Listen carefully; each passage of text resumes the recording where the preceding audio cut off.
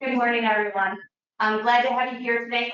So we're going to go through a presentation to take you from replacement planning through execution. So there have been a couple of times I've spoken about replacement plans itself, net development. I'm not going to go into that entire presentation. We're going to touch on that in the beginning, and then talk about how we're going to transition that to an actual project and the project management team that handles that. First, wanting to provide you a little information about ProHealth. We are based in Waukesha County. We're a nonprofit organization. We're made up of about 4 hospitals, 15 clinics, and we do have multiple joint ventures and affiliates. Our team. So for some organizations, biomed resides under the IT department. We do not. We are made up of both a biomed side and a healthcare technology management side, all led by Rob Bundick in the corner back there. And then on the biomed side, we have a biomed manager, a supervisor. This on the left side, it's changed recently a little bit, but we still are made up of biomed techs, operations specialists, procurement specialists. We have our imaging techs. We also have a security DBA, Dave Yeager, who's sitting under that. And then 2 integration analysts as well. They are more so on the physiological monitoring integration, our TLS, and then some other integrations that we have. On the HTM side, we have myself as the program manager, Rachel as our project manager. We have our project coordinator. We have our DBA. And then we also have an equipment lifecycle planner. Some of you know Chuck Overy. So before I move on to the next slide, I just want to talk a little bit about the history between the program manager, project coordinator role, just to show you that evolution. So when I joined Rob's team about 6 years ago, I think it was, I was a senior project manager. I was managing both capital planning and project management. And at that time, there was enough work to keep me busy, but it wasn't too overwhelming. But as we all know, COVID happened. We paused a lot of our projects. So once we got past COVID, we revived a lot of those projects. But during that time, I've also expanded a lot of my replacement plans. So it became a little too much for one person to manage sanely. So Rob and I, we had a conversation. We looked to break it up into 2 separate roles. I took the lead on capital planning, and then at that time we hired a project coordinator, Rachel, to manage it from a project perspective. But we take team projects, right? My history being project management and Rachel being new to that role. As time evolved, our equipment planner role, which we'll speak a little bit about those tasks later on, that fell under our purchasing department. Obviously, procuring equipment, the purchasing aspect of it, that's where it fell. Within about the last year and a half, that equipment planner came underneath Rob. So we had the equipment planner role. Things have changed, staffing has changed a little bit, and at that time we looked to restructure as well. Rachel had been in her role a couple of years at that point. We looked to promote her to the project manager, and we moved our operations specialist, Sarah, into our project coordinator role. So just to give you some historics, right, for you all that may not have a program like this in place, we did not start off with 3 separate roles. We started off with 1 person managing both capital planning and then the execution of it from a project perspective. As we've grown and matured, we've now evolved into 3 separate roles that are overseeing projects. So I don't believe all of you have been in previous presentations of mine for replacement plans. So I just wanted to kind of level set the foundation for what we do that then transitions into a project. So replacement plans, maybe you're not familiar with them. So what are they? There are a couple things. It's a schedule in its simplest form that's going to show you what equipment should be replaced. We started off with just an imaging replacement plan. When I started, then we created biomed equipment replacement plans. I have about 20 modalities that I'm managing there. Lots of managers would like me to take on more. It really comes down to a capacity issue on our side. It is a tool to help facilitate and support conversations. There are many conversations that I will have at various levels throughout the organization with replacement plans to help the organization understand what equipment we have. Realize that we have a lot of aging equipment and to understand that financial impact for the future to make sure that we are going to be addressing and replacing old equipment. It's also a means to help support organizational goals and initiatives. So there have been a couple instances where I've had a plan, and my plan is, it started out as 5 years, COVID happened, I extended that to a 7-year plan. There have been instances where I've had a piece of equipment slated for replacement. And in speaking with our senior executives, learning of some initiatives of the organization that are coming down the pipe, right? So maybe when I have it slated for replacement, does it make the best sense? And we need to defer that. A great example for a project that we're going to talk about today in the presentation is our IPS project at our main campus. It's an integrated procedural services project.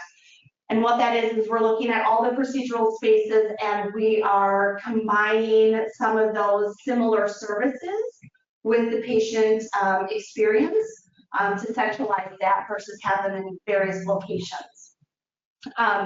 There is a hybrid OR, because our OR is part of that was up for replacement, and I requested it to be replaced this fiscal year. That was denied. And in understanding why it was denied was because we were going to be starting the IPS project. So when we looked at the construction costs to replace that hybrid OR, it was about $2 million, which was well above what the equipment itself was going to cost. It didn't make sense to spend $2 million on an OR renovation, knowing that within a couple of years we were going to be renovating the entire OR suite, and we could leverage that spend to drive down the spend of one room. So we deferred that replacement, and now that's wrapped into our IPS project, and that'll be replaced, I think, in the next 1.5 years or so. So we did have to defer. We still have the aging equipment, but it just made sense financially and logistically to incorporate that into our project versus running it separately. So why don't people have replacement plans? It's a reactive mindset that we live in. Healthcare typically isn't proactive, right? As biomeds, you're reacting to somebody putting in a work order for a piece of broken equipment. You're not necessarily always proactive. Sure, we are with our PMs, but for the majority of the work, it's probably a reactive mindset. Healthcare in general is reactive in nature. So to flip that switch and become proactive and get your arms around what you've got and plan that out, it's challenging for some. They take effort and they take time to put together. Like I said, I was managing both aspects when I first started in the role. It became too much. The capital, the modalities that I'm managing, there was no way that I was able to do both roles.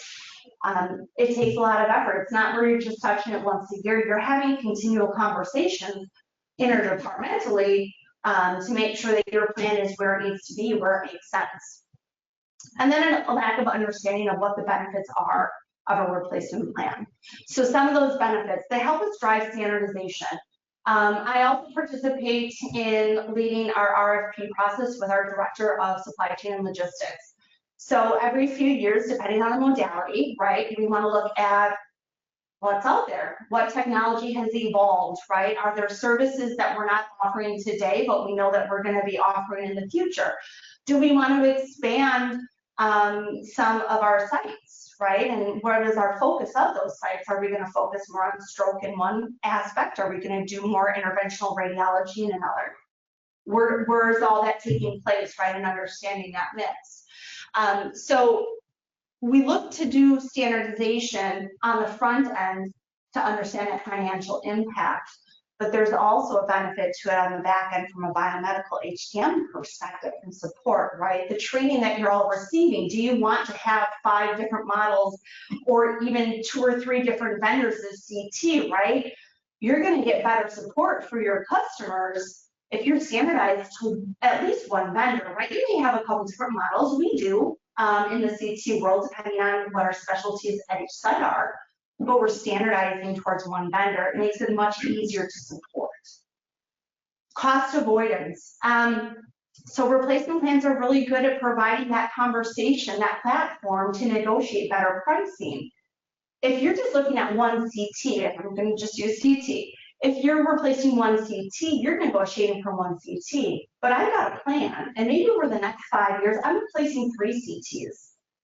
So you say to the vendor, yeah, we might be getting the dollars for this one now, but in the next 5 years, I'm also looking to purchase some others. And oh, by the way, there are other modalities of yours that I'm looking at purchasing too. So let's look at it all cohesively to make sure that we're driving down the price to be best for all the purchases, not just one.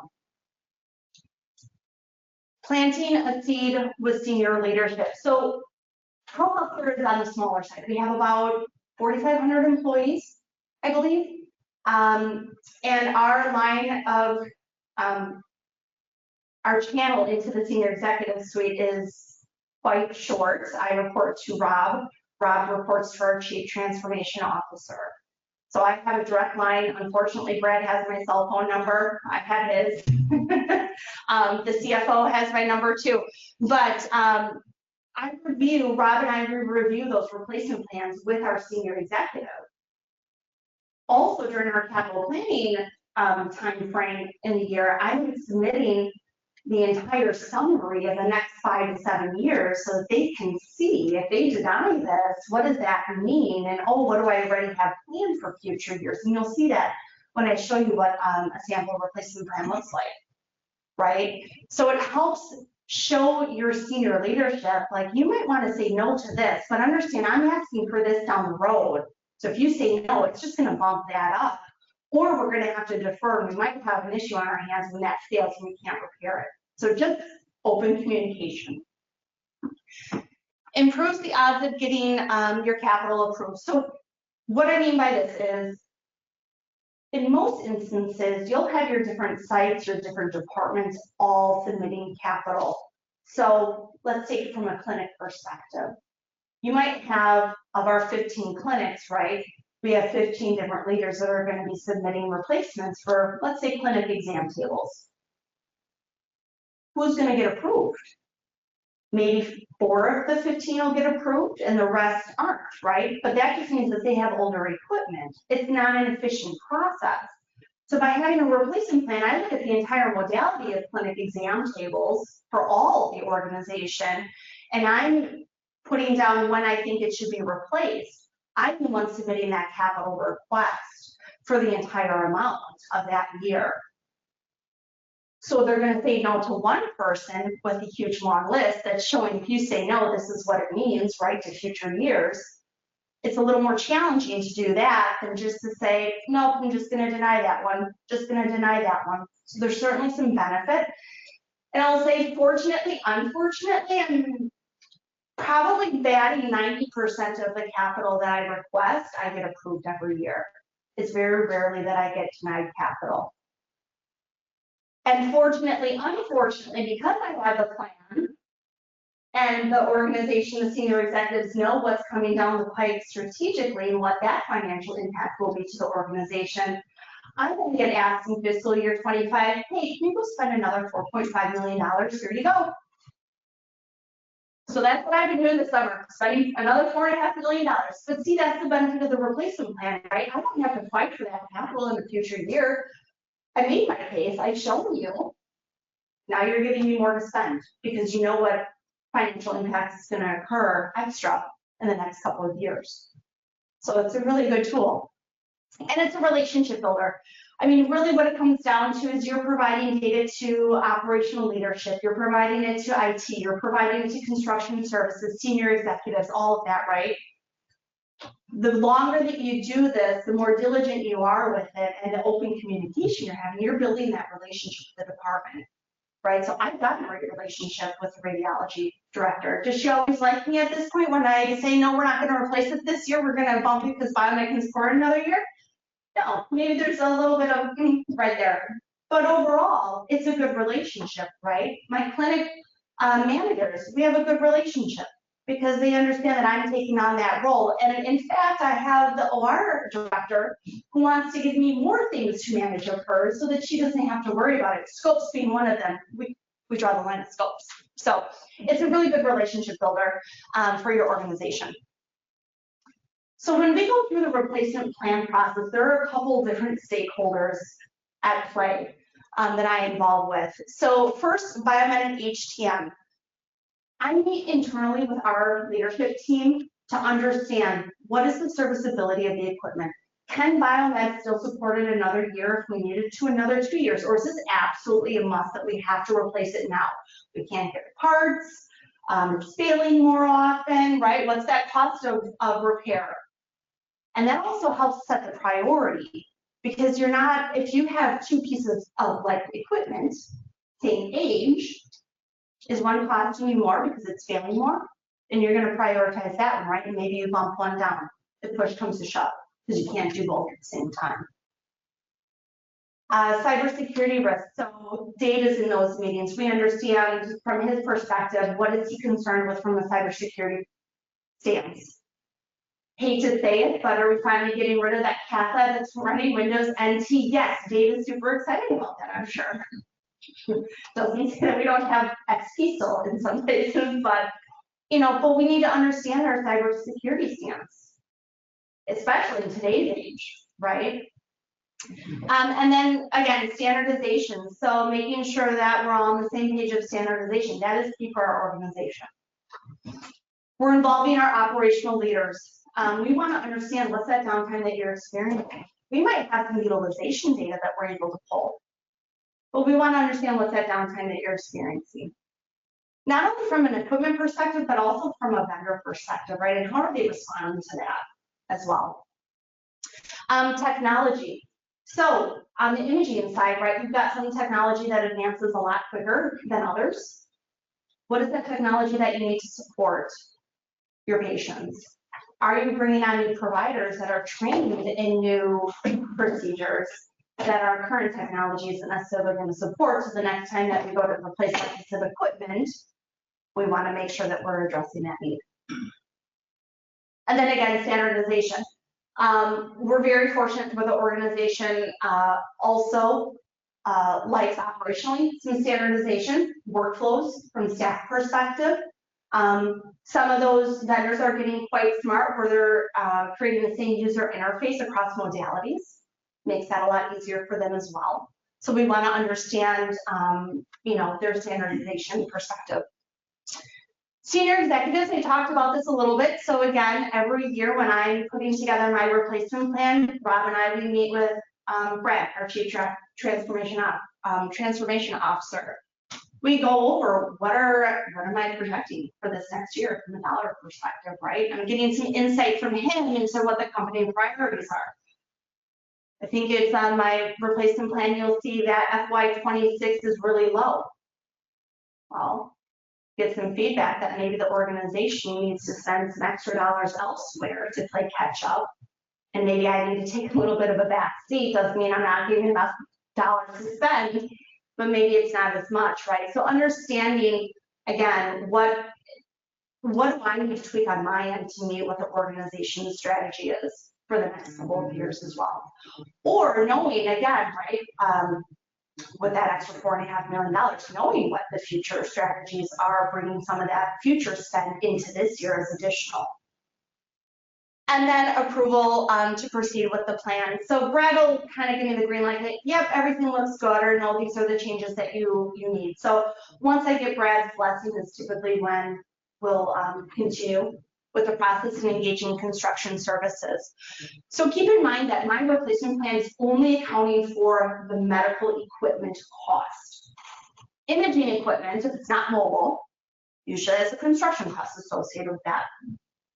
And like I said with OR 15, our hybrid OR, the construction costs are usually more expensive than the piece of equipment. And that is very difficult for the senior executives to wrap their heads around. So over the last few years, we've been improving, refining our process with construction services. Before I would do my replacement plan, I would submit the capital into our system. Construction services would then have about a month or so to put their budget together. But that's not enough time for them to do because you're not the only one who's got a construction impact for them. You also have other organizational leaders who are submitting capital for a new cardiac rehab, right? Or, oh, we want to expand our PT space, right? Or we're going to move our PT from 3rd floor to 1st floor, what have you, right? So they're being pulled in many different directions as well. So we got together and we decided we're going to bump that up. So this last year, we gave them a couple months to do that. We're refining the process even more where this year, when I start my conversations this month, next month with operational leaders for FY27, construction services is going to be in my meetings. Why?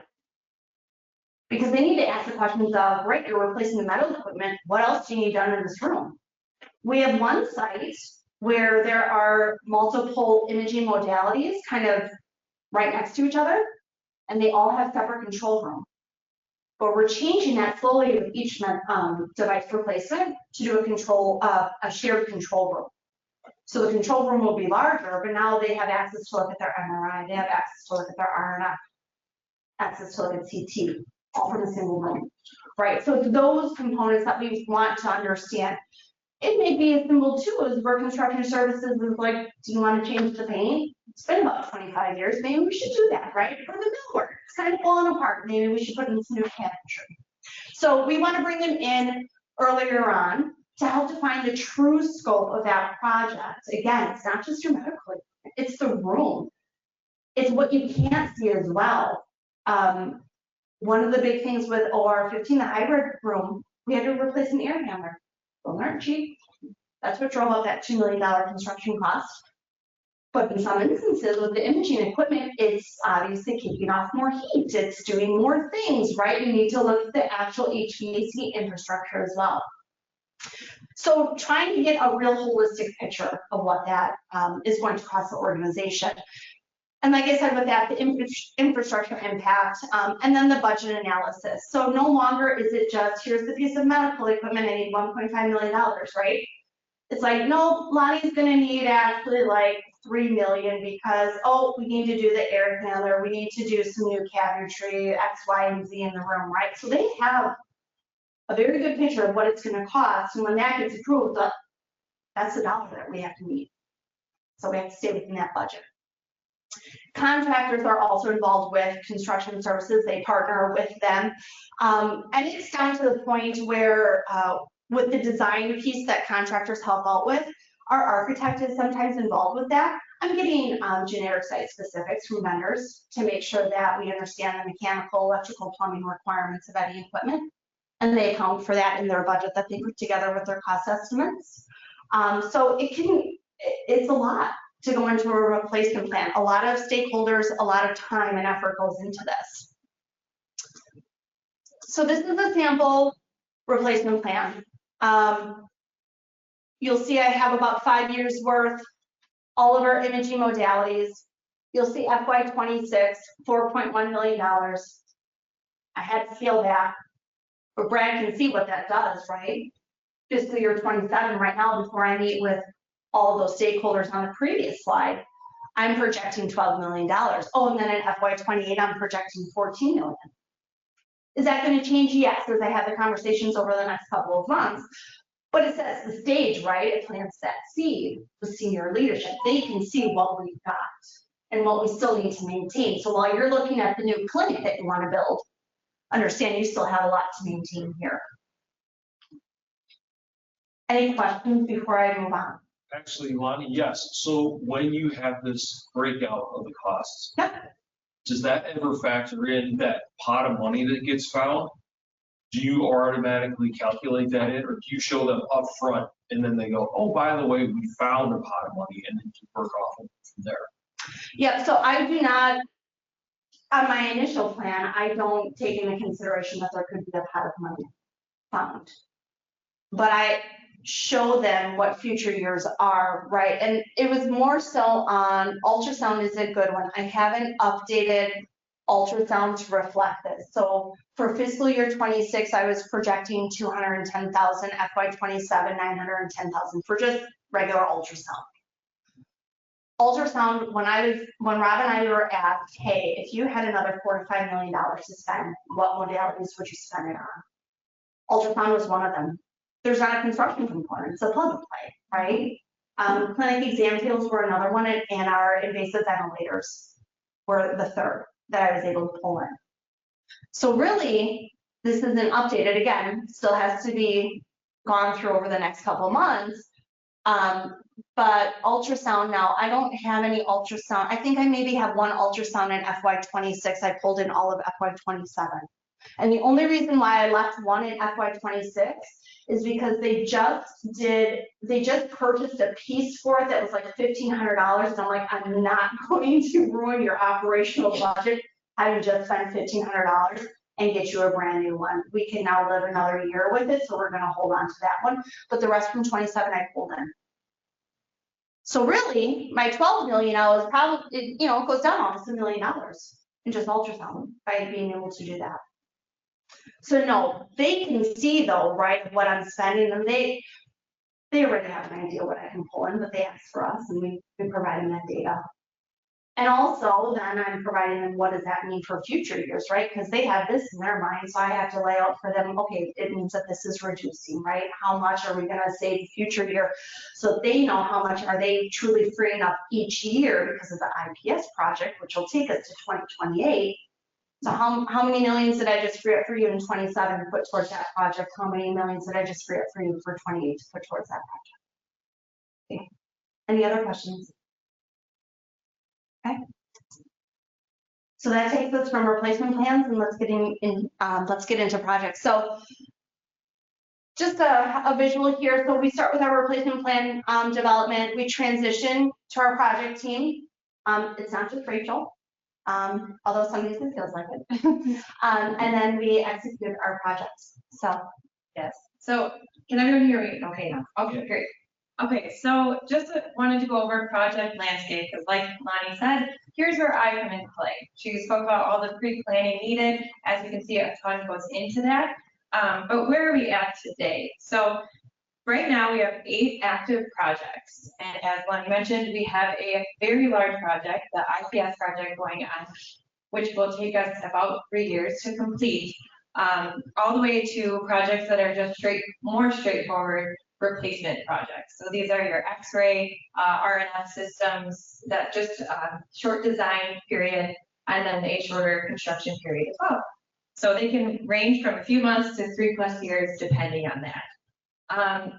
With these projects, we procure equipment from 30+ vendors. Again, if it is a smaller project, you're going to be working with maybe 5 vendors for that project versus, again, the IPS project, 30+ vendors, because with that project, we're dealing with, well, we're renovating our GI department. We are refreshing the GI department. We're moving our radiology department. We are renovating our PACU, prep recovery, ORs, and then to finish it off, SPD and central distribution. So that's why it's going to take 3 years. So on the bottom showing, as of 2 days ago, it was 3 parked projects. It's now down to 2. We got the green light for one of them that has been on hold for probably 7-8 months. So that'll probably, I think design is supposed to kick off here in the next couple months. So that'll get added to the 4 for next year. So taking us to 5. With our projects, we're usually collaborating with at least 10 external stakeholders, right? So you've got all of your vendors, your medical equipment vendors. And they're a big stakeholder because we need to understand from a design perspective what's going to fit in the room, what's the layout of the room versus the equipment clearances, mechanical requirements, electrical requirements, right? All that good stuff. There's a lot of logistical components to managing that, you know, those vendors. But then you've also got your architect. We have our mechanical engineering plumbing firm that we work with, right?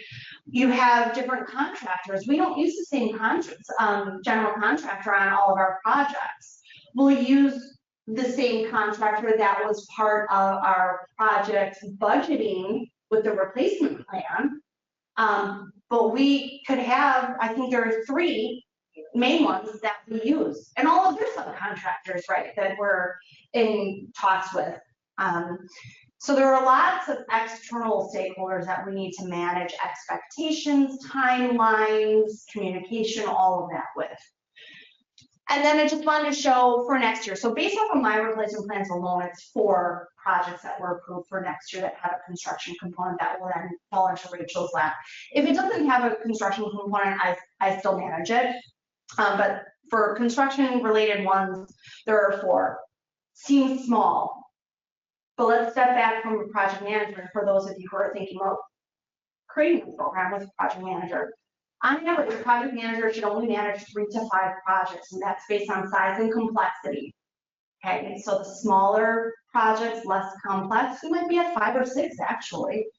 If you've got a really large, complex project, typically a project manager is only going to do 1 of those, maybe 2. Rachel's got it. We try and keep her happy. And like I said, there are other projects that are going to be coming, right, that were submitted by operational leaders that they want done that we might not really be involved with at this point, but we're going to get pulled into it because I want to make sure that we're clear on one thing. Although we deal with medical equipment, our program is structured where we actually manage non-medical equipment. And for clarification on a project, we typically have a construction project manager who does all things construction. We have our IT project manager who does all things IT. Then you have us, who does everything else. So it's your medical equipment, but guess what? You need a garbage can in that room? Well, that's going to be us accounting for that. Oh, you need a glove box dispenser on the wall, paper towel? That's going to be us, right? So we've structured it because we took on that equipment planner role from purchasing, who didn't really necessarily have a tie to medical equipment, but we brought that in-house. We took it on to manage both sides of it. So we get pulled into things that maybe up front aren't necessarily medical equipment piece to it, but there could be other aspects to it where we get pulled into it. So let's go over our project management process. So there are 5 phases with project management. If you look at a project management organization. Initiation. So this is where we're defining scope, our objectives, right? What do we want to accomplish with this? Who's everyone that we need to involve in this from a communication perspective, right? Who's going to be impacted? Who do we need to engage? Planning. So this is where we're going to develop our plan. It's this is where you're going to spend probably your most time. It's kind of like that measure twice, cut once. You're going to spend a lot of time planning. And it's not just your equipment itself, it's the logistics around your equipment. How are you going to get the old one out? Are you going to get the new one in, right? You're going to define your tasks. So we're going to go over later on some of the tools that we use to help keep us all sane with these projects. But we're going to define the tasks so we identify what needs to happen in order to, get this running off the ground and be successful. And then setting the timeline. And that's not just us setting our timelines, but it's also understanding from a whole the construction timeline. How does that then fit in with when we need to get our tasks done? Execution is just that, right? We're carrying out our project. We're ensuring that our tasks are completed on time and within budget. And we also are tracking our budget to make sure that we're staying within budget. Monitor and control. So this is where we're tracking the progress. So during execution, right, we've got all those tasks, but are we staying on track with when those tasks need to be completed? Because some of them need to be completed before others can start. We're going to identify potential issues, and usually there are issues with construction. So we're going to want to try and identify that and understand, is it something that we need to track? Is it in our wheelhouse that we need to then try and resolve? Or is it somebody else's, but maybe somebody else's issue is going to hold us up, right? So we need to identify that and have that open communication. And then we're going to take corrective action to make sure that we get back on track. And then we come to closure. So this is when everything is live. We're seeing patients. We can turn it over to operational folks and we kind of stand back, and then we're left with finance and accounts payable will say, hey, can you pay that invoice? And then we're also documenting lessons learned, right? There will never be a project that goes seamlessly. There will always be something, and there will always be something that you can take away from that to then try and rectify on the next project so that you don't run into that same issue. So wanting to go into a little bit of detail with each one, right, as it relates to specifically our program and what we've encountered, right? So initiation really is more in my wheelhouse with the replacement plans, right? We're already identifying with construction services and the contractors, what are those infrastructure impacts? We're already putting together a budget analysis from not only the medical equipment, but also from a construction side and a contingency that we want to carry on that based on complexity. And then we're also making sure that we're identifying all the stakeholders that we think need to be involved. And typically, all of them are involved with the replacement plan. I say typically, we'll talk about one that kind of pops up a little later. So with the planning phase, you're going to have the project kickoff meeting, and this is usually scheduled by the construction project manager, and it has all of the players on the call. So you have the design team, contractor, medical equipment team, IT, and operational leadership. So after project kickoff, to understand the scope, understand everyone's tasks and the estimated timeline for the project. Going into design, that goes into design meetings then, and the architect will provide for us a schedule of the estimated time for design. Again, like I mentioned, those replacement plans are going to have a shorter design period, typically a month, 2 months. That might change too if things are going well. You know, we put the equipment into that room and it works out better than planned. Can happen. Mm-hmm. And then also, well, if design meetings can take longer, again, for that IPS project, for example, we started in January and we're finishing up here at the end of August. So an 8-month design process. And finishing up with the design process, 2 of the departments on the early end of the design process are already in their construction phases. Vendor engagement during this time is crucial. We need them in order to correctly plan their equipment into the rooms. We need to validate preliminary site specifics once we have a final CAD file of what that room will look like.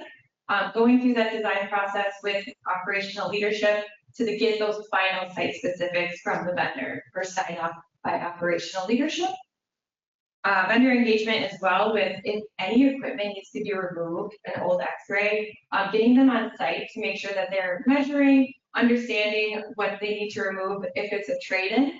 If it's not a trade-in, getting our equipment lifecycle planner involved to help us find or to find an outside filer to then remove that equipment and have an on-site meeting for them as well. The equipment list is validated during this time, similar to site specifics. I'm going to have a preliminary equipment list. Like Lani said, it's a little different with my role. I take on that responsibility. So preliminary at the beginning of design phase, we work to confirm that floor plan, and that helps guide conversations during the equipment list meetings to then get a final equipment list for operational sign off as well. Equipment disposition, that goes along with what I mentioned before with vendor on-site visits to get rid of the existing equipment and department moves, planning for that. Project budget is planned during this time as well. Works very closely with the equipment list. When I have a preliminary equipment list, I have that preliminary budget. It has a large contingency at that time, and as we narrow it in through the design process and get to that final equipment list, I can provide a more accurate final budget for the construction project manager and have a smaller contingency at that time. By the end of the design process, we should have a construction schedule from our main builder, our contractor. This can vary with, again, the size of the project, but some are more straightforward because they can issue that earlier on and feel more confident with what the dates that they're providing to us. But if it's submitted to state, which most are, that can vary with how fast that comes back to us, and they might need to adjust their construction schedule. So execution, so now we are doing the equipment removal. We're at that stage, and that's really construction kickoff. We need that equipment moved out of there in order for them to then demo the space and continue with their process. Miscellaneous equipment procurement is done at this time because we finalized that equipment list, we received sign off, and now we're working with vendors to get quotes and validate pricing, any negotiations that need to happen, standardization discussions that's happening at this time, just in case anything comes up at this time. Project and budget updates, staying in close communication with the construction project manager because I do send that equipment budget to them. So letting them know if anything looks like it's going to be changing as issues possibly arise, keeping them well informed. And then equipment install. So at the end of the construction process, already confirming those the important major medical equipment delivery and install with the construction team, and then executing that at this stage. Monitor and control. So we have our weekly OAC meetings. That means owner, architect, contractor. These are led by the builder, by the contractor, to provide how's construction going. To Lani's point, is the schedule changing at all? Are we running into any issues that are going to prolong this project, or are we moving ahead of schedule?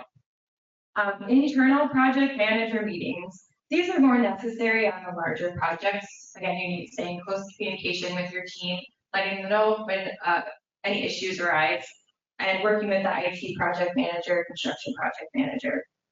Equipment deliveries, making sure that those are scheduled and happen as planned. Communicating any schedule variances if needed, because that does happen. And then if those happen and they are larger issues, tracking those issues to find a solution.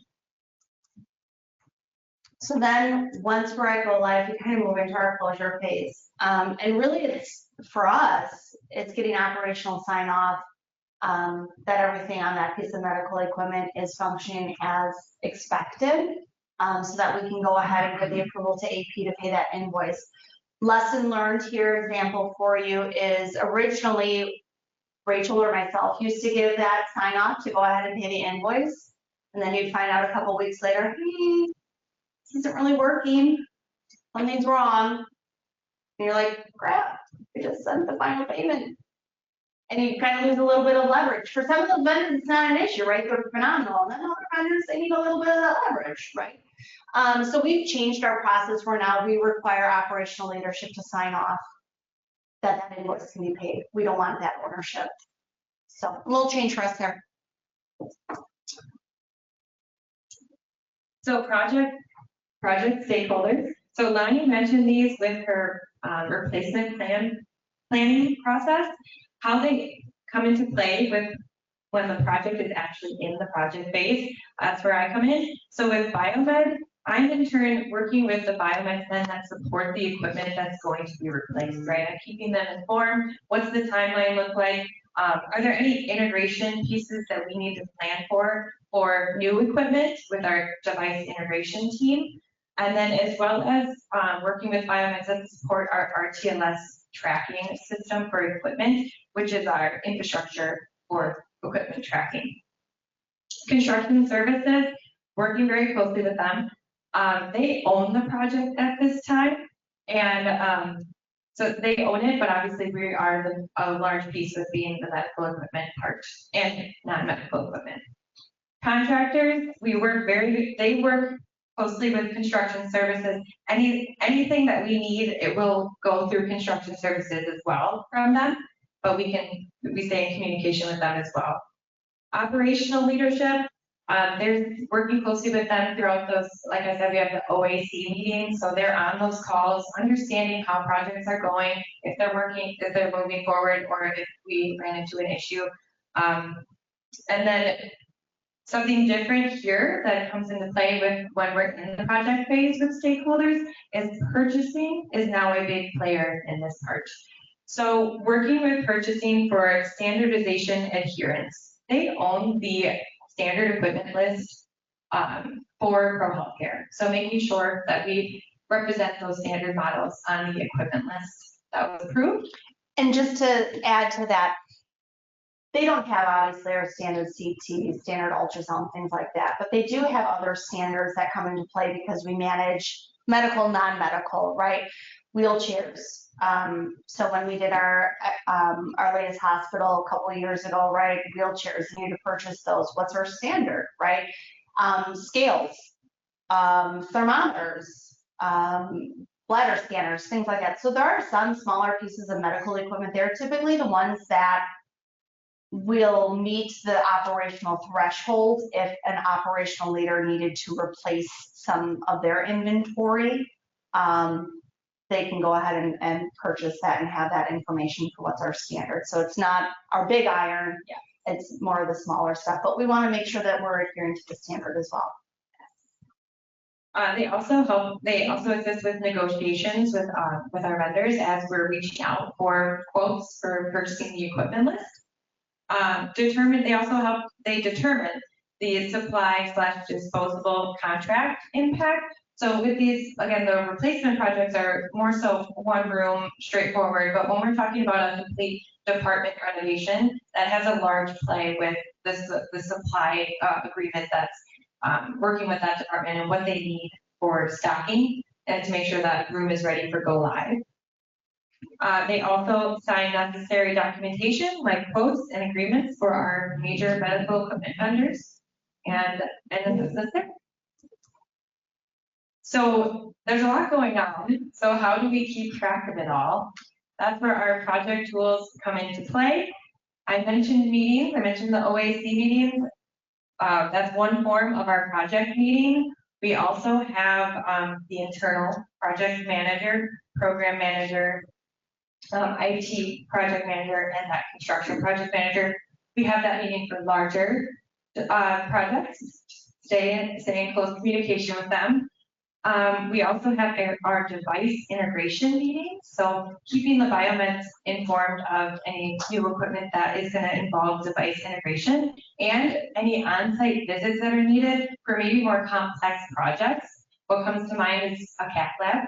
There's a lot of integration that comes into play there, a lot of monitoring systems. So getting the right biomeds in that room to help the construction team know what cables to run and things like that. Department meetings. Okay, and then the department meeting. So just biomed department meeting. And at these meetings, I would communicate dates that were confirmed, delivery, install dates for major medical equipment. I found that it wasn't working to the best of my ability. So that transitions me to the project calendar. So we have a project calendar on our SharePoint for all the biomed techs to access and understand and can physically see that what's going on and what's coming down the pipeline in a few months.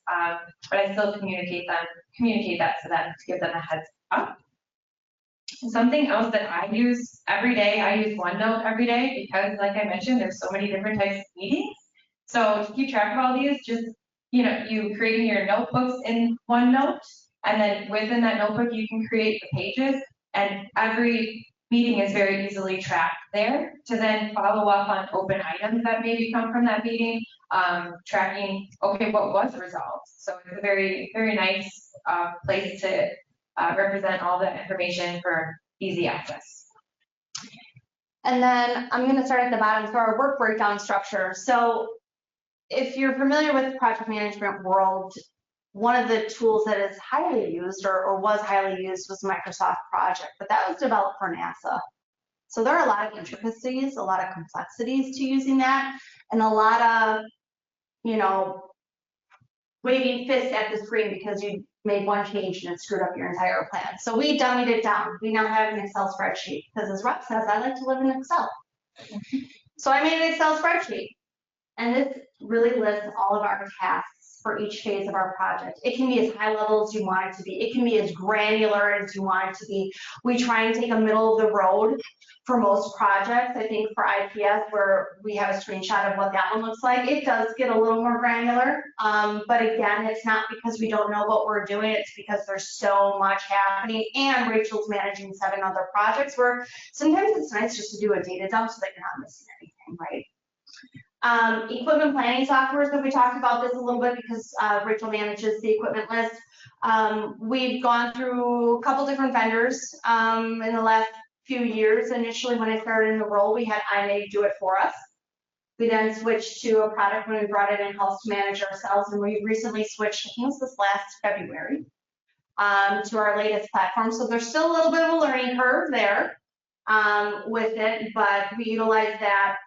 And the reason why we utilize that is the data that we're inputting for what makes up a room, right? There's a spatial component to that. So when you export the specs of all of that equipment in a room, hand it off to your architect can now validate that that room is large enough to support all of the equipment.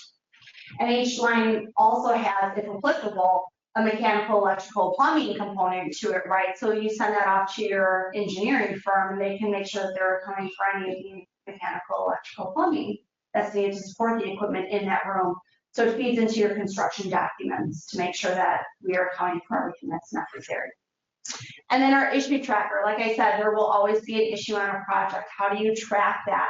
And when we show you, you'll see the level of detail that you can get down to. I'm actually using it right now for tracking issues we have with one of our latest X-ray systems from March.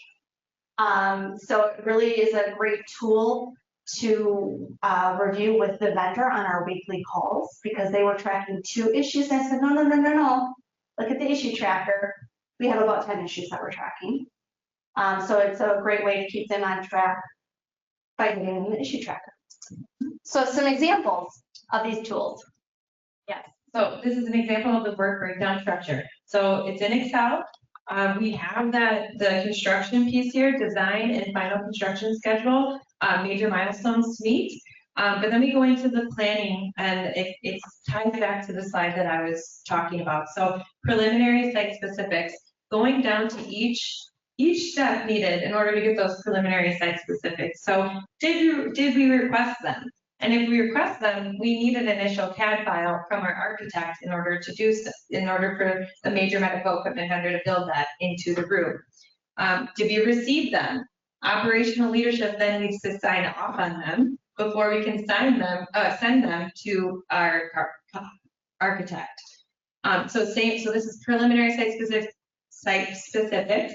Then we go into final site specifics and do the same thing there, but again, just finalizing that room. With the equipment list role of my position, similar to preliminary site specifics, we have a pre-limit equipment list. Going into detail of creating that list, scheduling the equipment list meetings, updating the list, exporting the list with the specs and data sheets, like Lani mentioned, and to our architect for them to then build it into the rooms. And then going hand in hand with this is that budget that I mentioned before. So preliminary budget is sent to the construction project manager at this time. So it's just a nice example of, you're not going to miss something because everything is very detailed and laid out. You shouldn't miss something. Shouldn't. Should is always that keyword.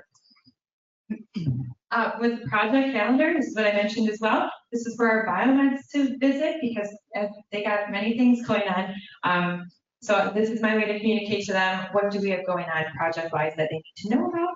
So for example, we have our cath lab install coming up in September. Before that, the lights and boom get installed.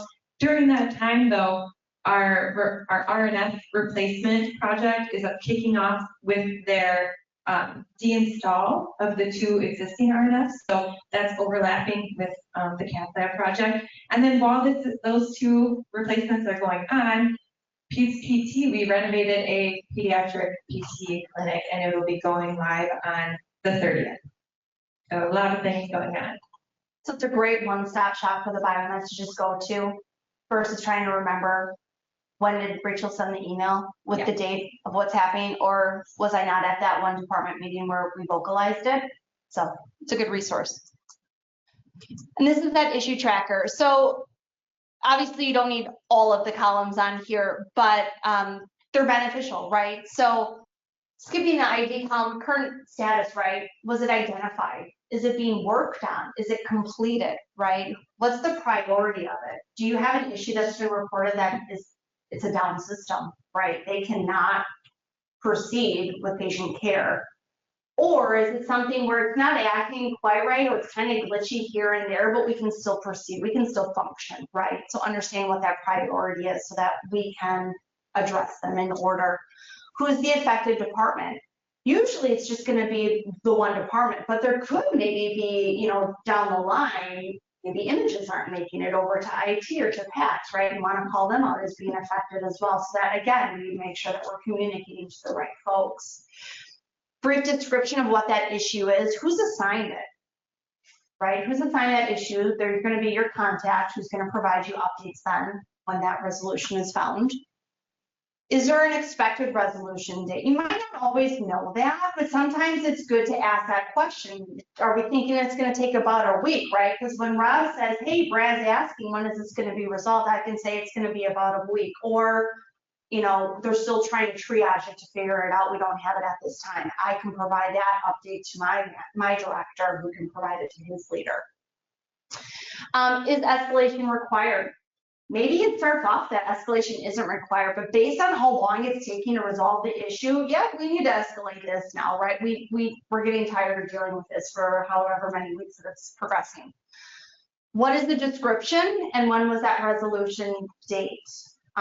Resolution description is good because if you ever experience that type of issue again, maybe it'll trigger a memory and you can go back to this and you can see what that resolution is. You can try to address that versus waiting, you know, the 1 or 2 weeks before they identify what the resolution is. You can try and get ahead of that. So those are some of the tools. So what's next? And we have 4 minutes. So refining the process. So never want to be stagnant with where we're at. There's always room for improvement. And more importantly, because we've recently changed where we've got the project manager, we've got the project coordinator. Sarah's newer to that type of role, right? And some of the processes that we're changing, I always want to hear what can we do better, right? So we always want to continue to refine our processes. Track lessons learned. I'll be the first to admit, do we do it? No. Should we? Yes. So we want to get there. And it's not to track the bad stuff or just the good stuff. It's to track it all. And it's not just within, you know, your immediate team. The project team as a whole, what did we do good? So we know what to repeat, right? But what didn't we do well? And it can be even to the fact of, do we have a swirly vendor who's just not, they're committing to dates, but they're not meeting their dates, right? And we need to somehow get a better grasp on that ahead of the game for the next project that involves them, right? Or are we continually seeing that a construction schedule is getting longer and longer, right? We're not meeting dates, or they're getting through things faster. So we know when we want to go and procure equipment based on what we've experienced in the past, right? And we've experienced this recently, like we should probably give us a little more time to purchase things earlier because we have a feeling that construction schedule might shorten up, right? So doing that. And then I'd like to get to the point where we create a project dashboard. So our CMMS system sits on ServiceNow. There are different dashboards that we all have access to. I'd like to create a project one. Mainly so while I do send all of our weekly project touch base meeting notes to Rob so that he's got that, he has a pulse on everything, I'd still like to be able to show a dashboard, a quick view, right, of what's the status of the projects, what's in a healthy status, what's suffering a little bit, and what is like, we're on hold because we got to work through some things, right? And figure out what is the right mix of information that I want to provide so that I can look at that anytime. Rob could look at that anytime. If Dave wanted to look at it anytime from a, no, you don't want to, ignore it then. But, you know, if anyone else wants to look at that, right, and just see what's all on the docket and where we're at with that. I think, again, project management is all about communication. So you cannot over communicate. You can certainly under communicate, but this project dashboard, again, it just gives you at your fingertips information to gather whenever you want to. So that's where we're at. Any questions?